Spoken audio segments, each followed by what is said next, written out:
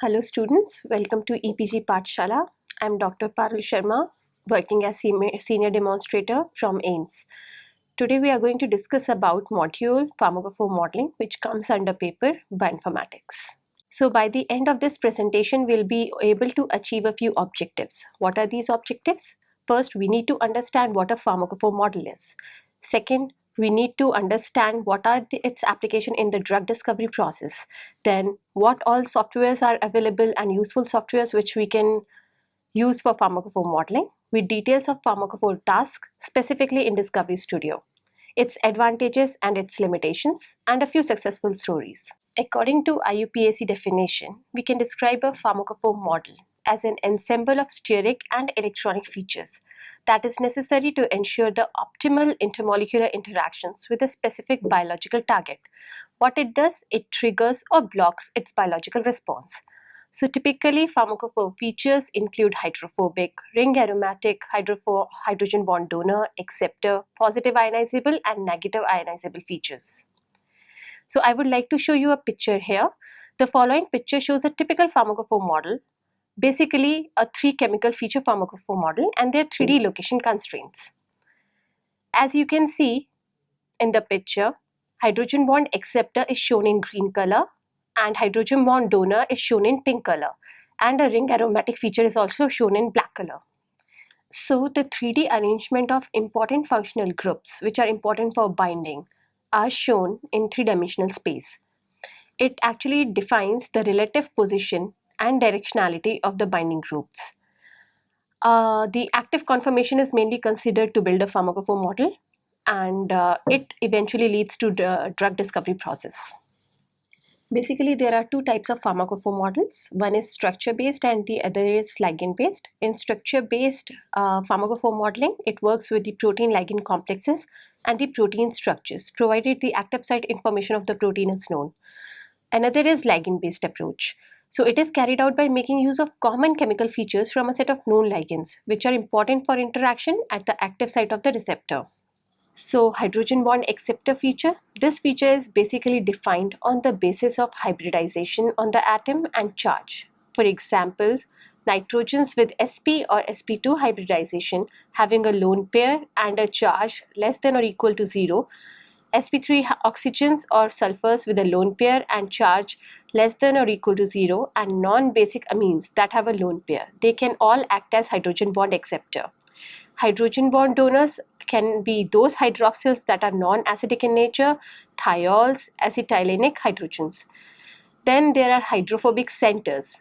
Hydrophobic centers are basically atoms in a conformation where they don't lie adjacent to any charged or electronegative atoms, and they have surface accessibility such as phenyl, cycloalkyl or isopropyl methyl. Positive ionizable is any atom or group of atoms that are likely to be protonated at physiological pH, such as basic amines, basic secondary amines, basic guanidines, etc. Then there are ring aromatics, which are 5 or 6 member aromatic ring atoms. We need to define a pharmacophore model. So how can we define it? Typical pharmacophore features, as I've already told you, consist of hydrophobic centers, aromatic ring, hydrogen bond donor, acceptor, positive ionizable and negative ionizable groups. So how can one map a feature? As you can see in the figure, hydrogen bond acceptor feature is shown in a green point which has been mapped by different groups such as CF3, thiazole, boronic acid, benzoxole, etc. Likewise, negative ionizable features have been mapped from tetrazole ring, the nitrogen 1 and nitrogen 2 of the tetrazole, phosphoryl, sulfonic acid, trifluorosulfonamide, and likewise, positive ionizable features have been mapped by primary amine, secondary amine, tertiary amine, and amidine groups. As you can see, a user can also define a feature. Here in this example, a crystal structure of the complex was exploited. The complex was bound to tetrapeptide ligand and it was consisting of a warhead feature.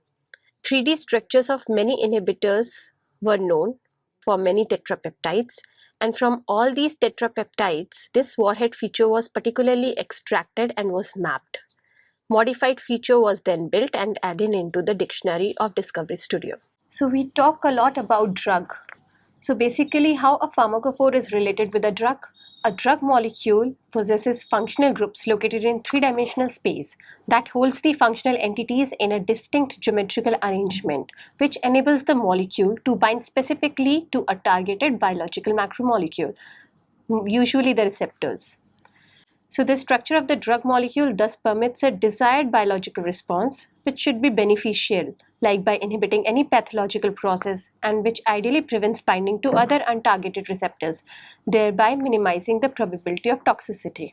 Usually a chemically inert framework is needed upon which the functional groups are displayed. This framework is an inert structure which prevents it to intervene in the binding process. The rigidity of the structural framework is also required to guarantee that the arrangement of functional group is not flexible in its geometry, thus preventing the drug from interacting with other receptors by altering its molecular shape. A drug molecule must have additional properties beyond the ability to bind to a defined receptor site to counter a disease process. It must be able to withstand the journey from its point of administration, example the mouth, for an orally administered drug until it finally reaches the receptor site deep within the organism. A skeleton structure such as phenothiazine or prostaglandin should never be considered a pharmacophore. So what can a pharmacophore be then? However, a pharmacophore can be considered as a common structural feature shared by a set of bioactive molecules. The pharmacophore accounts for the shared molecular interaction capabilities of a group of structurally diverse drug molecules towards a common target receptor. The other portion of drug molecule that are not part of the pharmacophore constitute the extra baggage part. What is the role of this extra baggage? It basically helps in holding the functional group atoms of the pharmacophore in a fixed geometrical arrangement, that is, with minimal conformation flexibility, to permit a specific receptor interaction while minimizing both interactions with toxicity mediating receptors and the metabolic. And rapid excretion is also important via kidney so that the problems associated with pharmacokinetic phase decreases. As we already spoke about two types of pharmacophore model, we'll go in detail for structure-based pharmacophore modeling and ligand-based.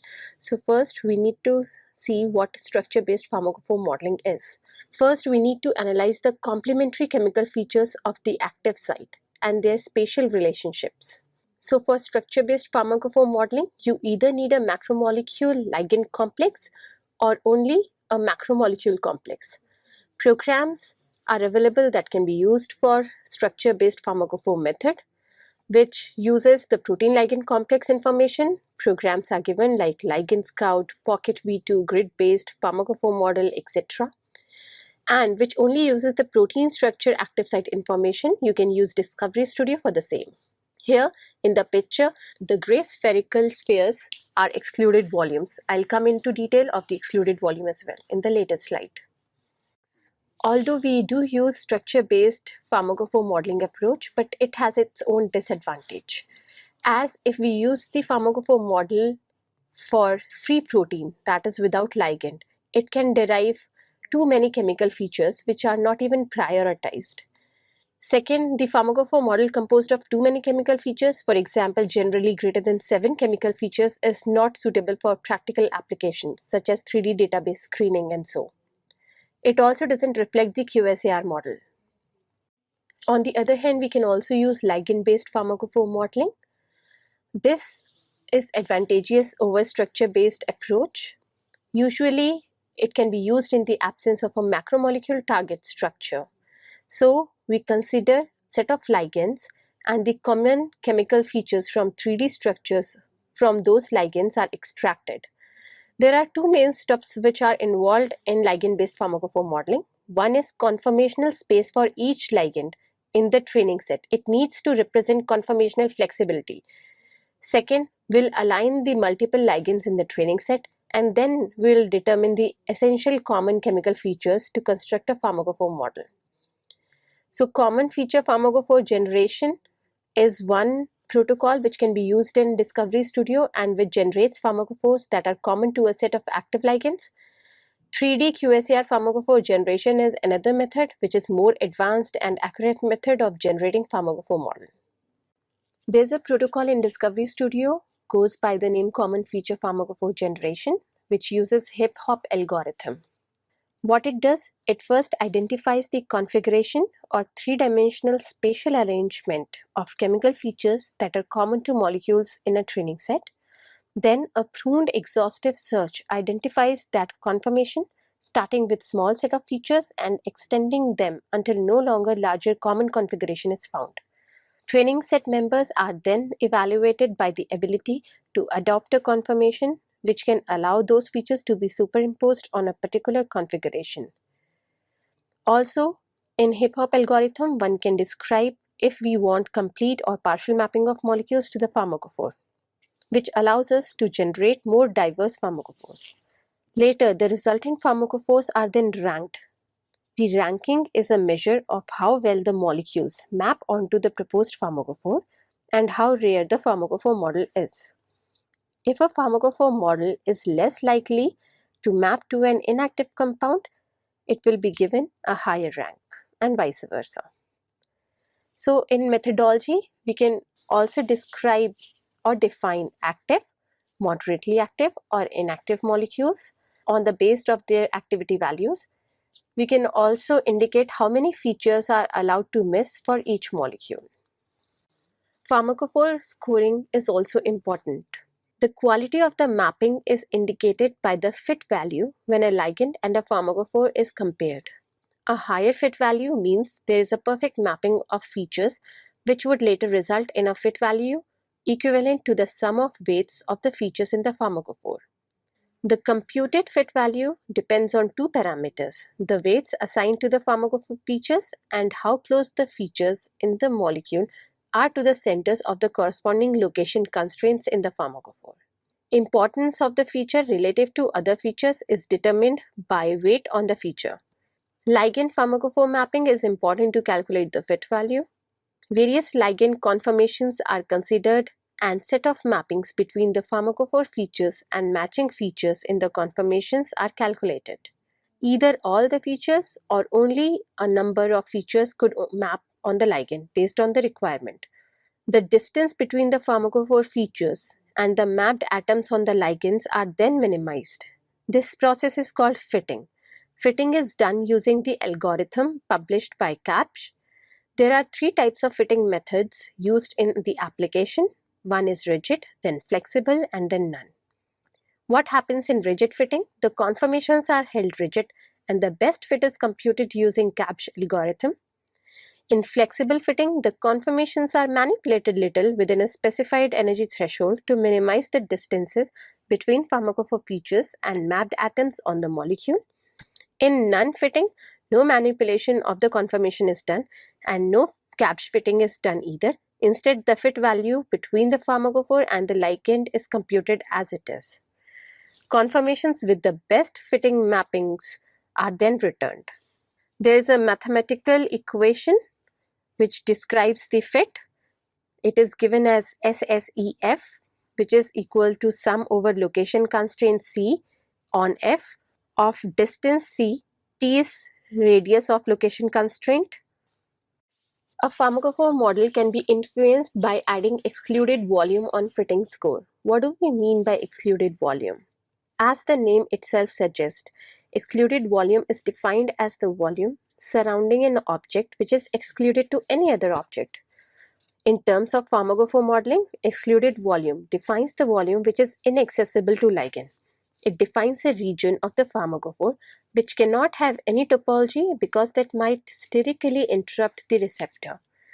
One can usually add excluded volume as spherical spaces in a pharmacophore that must not contain any atom or bond. A pharmacophore with excluded volume only matches if no atoms penetrate the excluded area. There are two ways to define penetration. First is rigid, which is based on fast searching, and the other is flexible, which is based on best searching fitting modes. What happens in rigid fitting? Distance between an atom and excluded volume should be greater than tolerance of excluded volume and van der Waals radius of the atom times the excluded volume X factor. And what happens in flexible fitting? The excluded volume is treated as pseudo atoms with a van der Waal radius equal to its tolerance, and then the van der Waal interaction energy between the two are calculated. An energy threshold value of 40 kJ per mole, below which the excluded volumes are considered satisfying.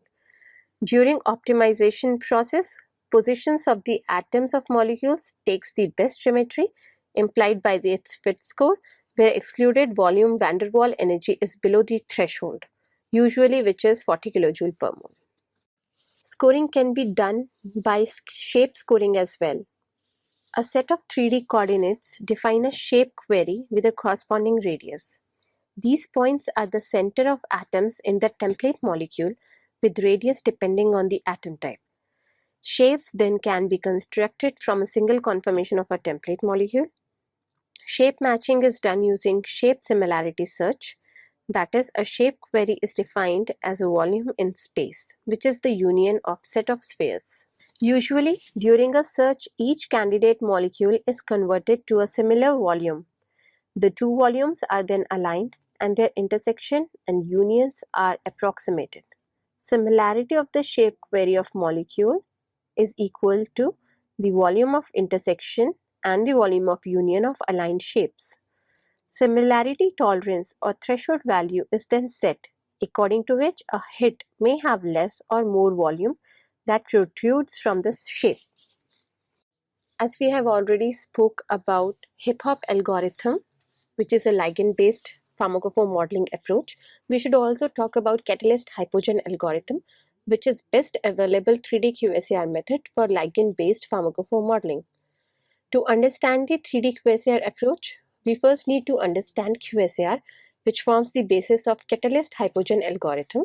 QSAR is basically a mathematical formula that relates the biological activities of a group to their physiochemical parameters.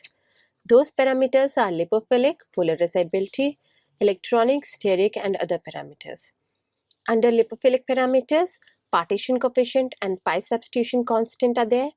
Molar refractivity is a part of polarizability parameter. Electronic parameter consists of Hammett constant and dipole moment. Steric parameter consists of Taft's constant, and other parameters include molecular weight and geometric parameters. So we first need to describe what are lipophilic parameters of a drug. Lipophilicity of an organic compound is usually described in terms of partition coefficient, that is log P, which is defined as the ratio of concentration of drug at equilibrium between the organic phase and aqueous phase. Since it is impossible to determine log P in a realistic biological medium, octanol water system has been widely adopted as a lipid water phase model. The N-octanol water partitioning system mimic the lipid membrane water systems found in body. Usually, for limited or smaller range of P, a straight line activity graph is obtained. For larger P, a hyperbola is obtained. Then comes the hydrophobicity. The hydrophobicity of a molecule is measured by pi substitution constant, and measure of substituent's hydrophobicity is usually related to hydrogen. It is defined by Hansch and co-workers by the following equation as given: px equals to log px minus log ph. If we end up having positive pi, that means a substituent is more hydrophobic than hydrogen or higher lipophilic and it favors organic phase. If it is negative, that means it is less hydrophobic than hydrogen or lesser hydrophilic and favors aqueous phase. Electronic parameters are described by Hammett constant. Effect of substituents on drug ionization and polarity is important as it can affect the passing of drug through cell membrane, or it can also affect its interaction with the binding site. So to measure the electron withdrawing or electron donating ability of substituents, we use Hammett substitution constant given by sigma. So for aromatic substituents, it is measured by comparing the dissociation constant of substituted benzoic acid with benzoic acid, and the formula is given as sigma x equals to log kx by kh, which is log kx minus log kh. Now what happens when X is electron withdrawing group such as nitro? the charge will be stabilized and equilibrium will shift toward the right hand side, as we can see in the given equation. Hence Kx will be greater than Kh and sigma x will be positive. And what happens when X is electron donating group? The charge will be destabilized and the equilibrium will shift towards the left. Hence Kx will be lesser than Kh and sigma x will be negative. Inductive and resonance effects also play a very important role in meta and para substitutions. For example, suppose the substituent is in meta position. So what happens? Whether electron donating or withdrawing, only inductive effect will play its part. But when the substituent is in para position, resonance effect in addition to inductive effect also comes into play. While in ortho position, it sterically hinders the substituent, so ortho sigma values are usually invalid. Steric substitution constant can also be calculated as it forms an important role in the QSAR equation. The size and shape of a drug also determines and influences how easily it can approach and interact with the binding site. A bulky substituent may act as a shield and hinder the ideal interaction between a drug and its binding site, or it may help to orient a drug properly for optimum binding, which may increase the drug's activity. Basically, there are three methods to ascertain the steric factors, which are Taft's steric factor, molar refractivity, and Verloop steric parameter. Taft's steric factor, in order to study the effect by substituents which interact in a tetrahedral transition state of a reaction, is studied by Taft's steric factor. In contrast to Hammett's substitution constant, which only considers the resonance and inductive effect for aromatic substituents, Taft's steric factor can be used for drugs having non-aromatic rings. The value of Taft's steric factor, which is ES, is obtained on comparing the hydrolysis rate for substituted aliphatic ester against a standard ester under acidic condition. The equation for Taft's steric factor is ES equals to log Kx minus log K naught, where X is any substituent and Kx is hydrolysis rate for aliphatic ester and K naught is hydrolysis rate for reference ester. Reference ester is usually CH3, methyl group. What happens when we use substituents which are smaller than methyl group, such as hydrogen and fluorine atoms? It will result in a faster rate of hydrolysis, in which case Kx will be greater than K naught, making ES positive. Substituents which are larger than methyl will lower the rate of hydrolysis, which means Kx will be lower than K naught, making ES negative.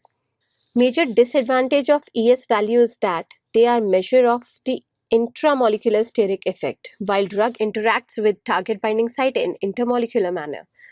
Hence, this factor is only limited to substituents which interact sterically with the tetrahedral transition state of the reaction. Let's come to next is molar refractivity. It provides correctness factor by defining how easily the substituent can be polarized. It is significantly useful if the substituent has pi electrons or lone pairs of electrons. Verloop steric parameter is another approach to measure the steric factor by calculating substituent values from standard bond angles, van der Waals radii, bond length, and possible conformations for the substituent. So overall, we can describe Hansch equation. Whatever factors we above discussed, namely log P, electronic, steric factors, are integrated to establish QSAR of drug. A QSAR equation may include both P or pi.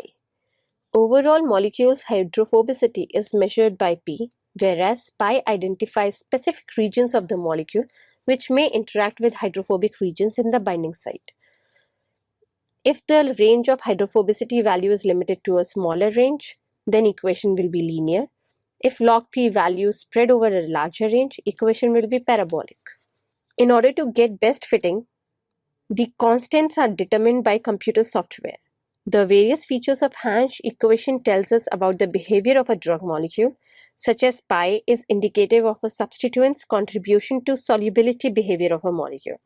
It can reflect upon the manner it can get partitioned between lipid and aqueous interfaces in the compartments so that the drug can reach to the site of action. One of the ligand-based pharmacophore modeling method is 3D QSAR, and this method is part of Discovery Studio module. So to generate a predictive pharmacophore catalyst hypogen algorithm is used to derive structure-activity relationship hypothesis models from ligand set with known activity values.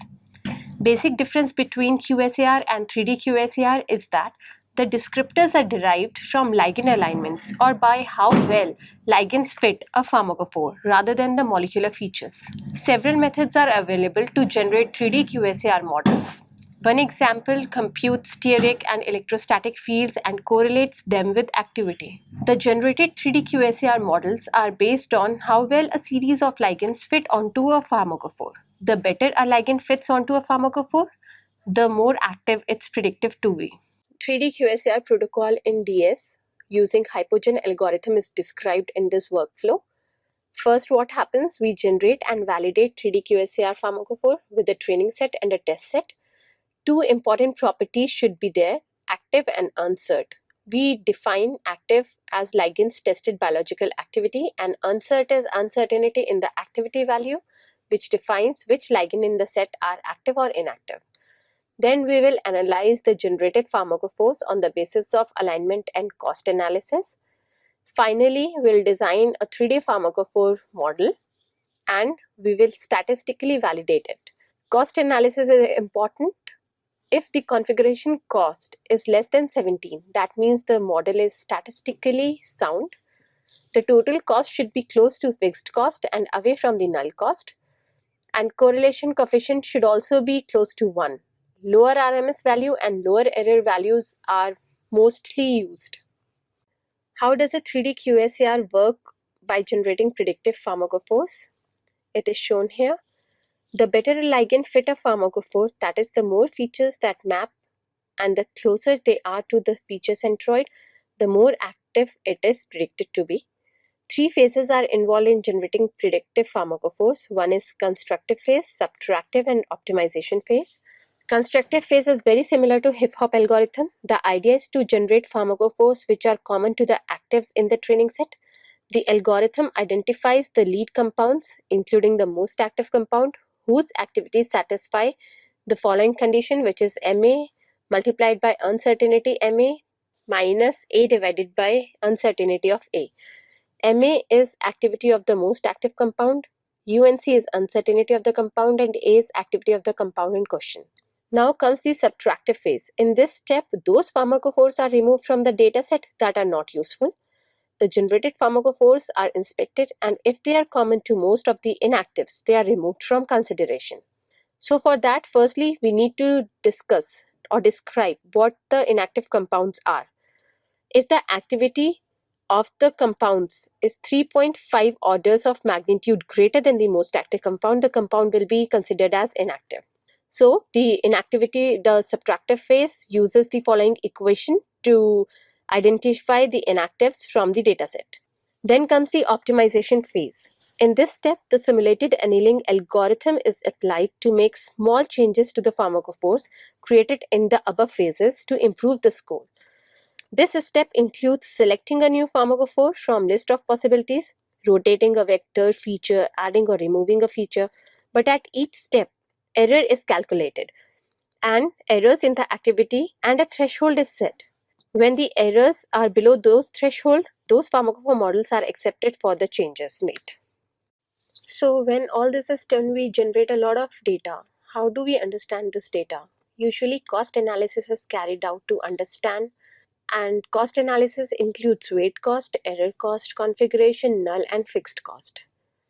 Now weight component increases as the feature weight deviates from an ideal value of 2. Error increases as RMSD difference between estimated and measured activities of training set molecule increases. Configuration is a constant cost, depends on the complexity of the hypothesis space being optimized. In the equation shown here for error and weight, sigma and delta are constants derived from expected values of weights and errors, and x is the deviation from the expected values of each. P is the number of initial hypotheses created in the constructive phase and those survived in the subtractive phase. 3 costs are then returned by hypogen.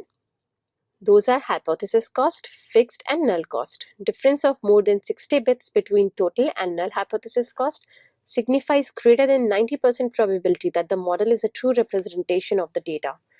If the difference is 40 to 60 bits, there is a 75 to 90% chance that it represents a true correlation of the data. When the difference becomes less than 40 bits, the probability of the hypothesis being a true representation rapidly falls below 50%. And if the total null cost difference is less than 20 bits, then there is very little chance of it being accurate and the training set should be reconsidered. Results in DS are shown something like this.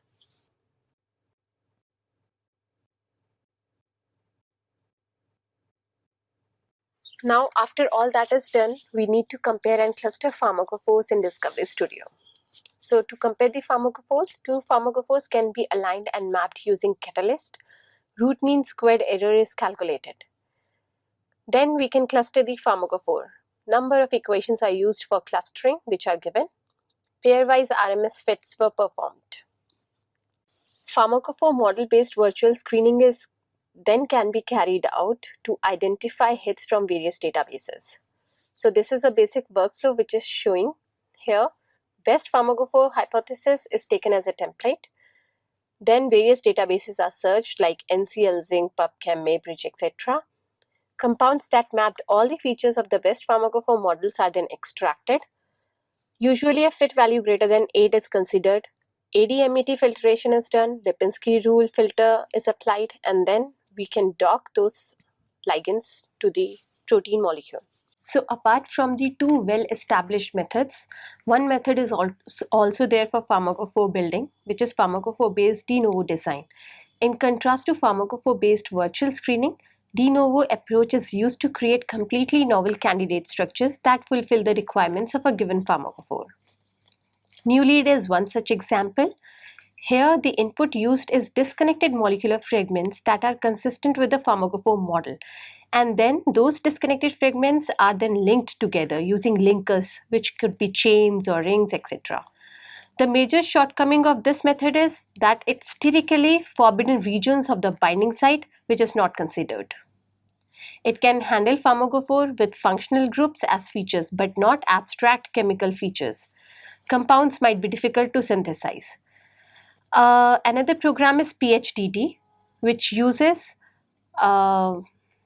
set of abstract chemical features and excluded volumes. Successful when tested on pharmacophore hypothesis of histone deacetylase, CDK2 and HIV1 integrase inhibitor. There have been many applications of pharmacophore-based virtual screening in many diseases such as cancer, viral infection, diabetes, obesity and Alzheimer's. A number of targets have been searched upon against which pharmacophore models have been built. For cancer such as microtubule, VEGFR2, Aurora A kinase, aromatase have been chosen. For viral infection, HIV integrase, protease, CXCR4, HCV and polymerase have been chosen. For diabetes, CB1, DPP4, PPARS, FFAR1, etc. have been chosen. And for Alzheimer, tau specifically have been chosen.